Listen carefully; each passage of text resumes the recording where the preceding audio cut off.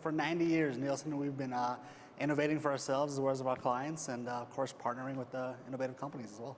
All right, so that's interesting, right? 90 years of innovation. So what's some of the innovation you guys are working on right now as a company? Absolutely. So we try to stay current with the times as well, right? We talked about themes around cloud and mobile and social, and we're embracing those as well. And of course, so are our clients. And so for us to be able to embrace that, be able to provide technologies to our clients to embrace that as well, and of course partner with companies that help IT to drive the business to embrace those technologies for our clients. Absolutely. So when I think of Nielsen, I mean I think of the traditional TV ratings kind of stuff. I mean, and seeing like the ratings in like Variety magazine and all that sort of business. What are you guys up to right now in terms of that?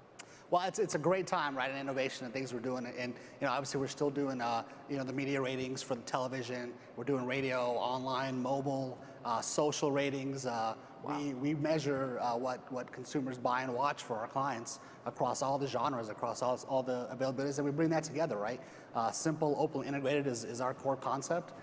So how do we simplify that sort of data, and we're a data-driven company, and all those different mediums and channels for our clients, and then make it easy and integrated, and we work on all those different areas. How do people buy and watch things, right? That's important. That's what our clients want to know. That's actually that's a pretty big thing. So I mean, you mentioned some of your basic principles that probably help you with at least the IT strain on that, but to some extent, right? I mean, if you're an innovation company and you're doing all these things with social and mobile and all that, I guess, how does the business measure you? How do they hold you accountable in doing this? Absolutely. The business actually measures us very similarly to how our clients measure the business, right? Okay. From our perspective, being an IT-driven company, a data-driven company, we have to provide data. So for the business to provide data to our clients on time, it has to be reliable, it has to be available in multiple different, multiple medium forms. Right. IT has to do the same for our business. We have to make the data available, we have to store the data, we have to protect the data, make it available, make it backed up, restored, all the different ways we get access to it. We have to be agile. We have to provide the data when it's needed for analytics, right? We're an analytics company, so the same way we're measured, the clients measure us, or the same way the business measures IT all the way through. So Nielsen's unique in that our business, being a data company, we're very tightly coupled with IT. So being part of IT, you're really part of the business as well, because that's what we do. We're a data company. So I mean, one of the things that stood out that I hear from a lot of companies right now is around agility, right? And for so many of the IT departments, they're hearing from their lines of business that, well, you're not agile enough, and so we're going to look elsewhere. We're going to go do rogue IT, shadow IT kind of things. How do you cope with the business's need for agility in the IT environment? Yeah, that's exactly right, because you hear that a lot. IT's not fast enough, so we're going to go somewhere else. So from our perspective, we need to move as fast as the business, which is as fast as our clients. We need to empower our business and employ technology, put technology in place that can easily scale, grow, spike. We heavily virtualize. We rely heavily on thin provisioning and oversubscription and all the technologies that EMC helps us with.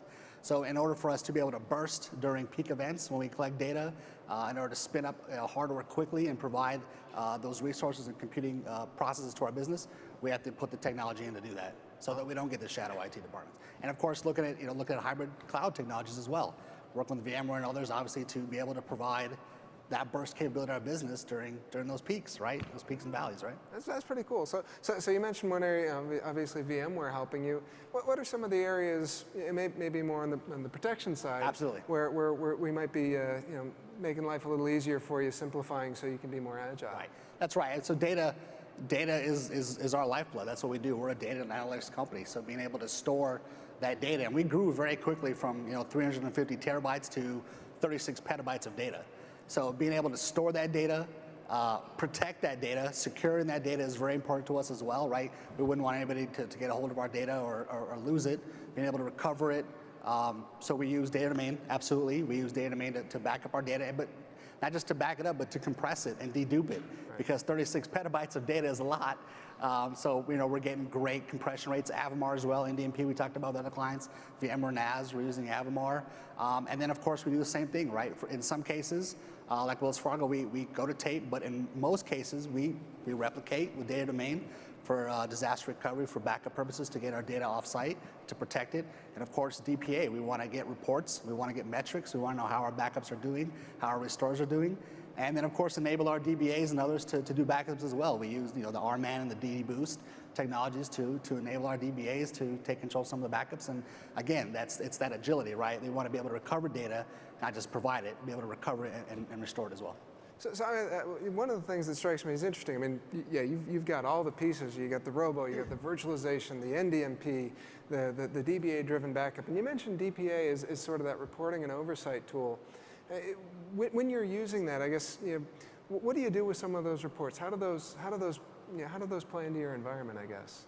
Well, a couple different ways, right? We use those to measure the performance of IT, right? We report those back to the business. Hey, this is how well we're doing from a backup restore capability. We also use it to help solve problems, right? We get reports, we see trends. We're able to fix issues in things that are broken, right? Spot commonalities in our environment that have problems. Whether it's from servers or tapes or disk-based backup systems, as well as find the gaps. Hey, we have a gap here. This system's not reporting, or the system's new, wasn't added. Let's get it added. Let's make the backups for there, and then provide those metrics to our business to show, hey, we are backing up, securing the data and doing what we need with it.